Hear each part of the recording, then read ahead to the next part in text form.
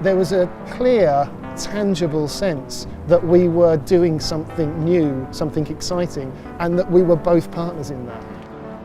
I think as the module progressed, we started to realise that something really interesting was starting to happen. I don't know if you felt that as well?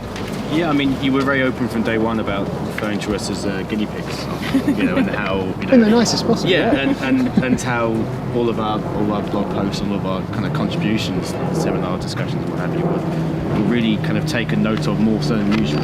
You were producing data, you were producing material, you were showing that this was a methodology that worked. And I think that's where the teaching research synergies really started to come from. This, of course, is Charles Booth's famous descriptive map of London poverty from 1889. I think we're down, we're down here. And we were wondering about whether the character of the city was the same or different and how it had changed and whether it had changed. One of the great things about the module was using texts and images and walks from the past and actually trying to recreate them. The module was created with two ideas in mind.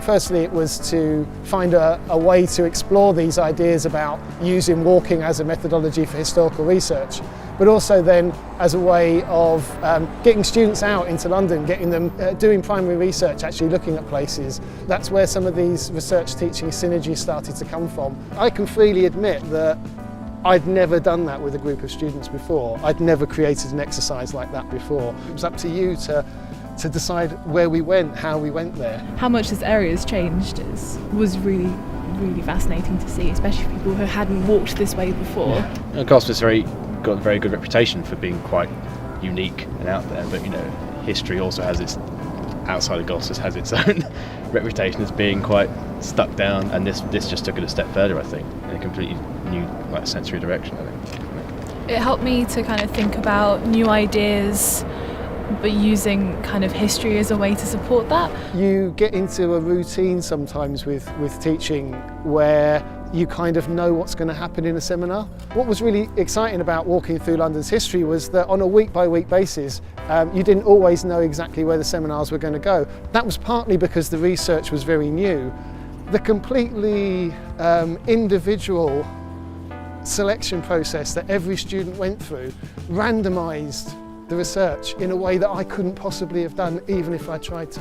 Firstly, I was trying to understand whether this works as a methodology or not, whether walking works as a methodology. And by seeing the different ways that students had approached it, I could see what did and didn't work, what was good, what had been very experimental but didn't work. I think a lot of students hadn't ever considered walking as like a way to research history, is when you could see so many people changing the way that they thought about walking. If you're doing something new, if you're doing something unusual, you need to be honest with the students, you need to involve them in that process.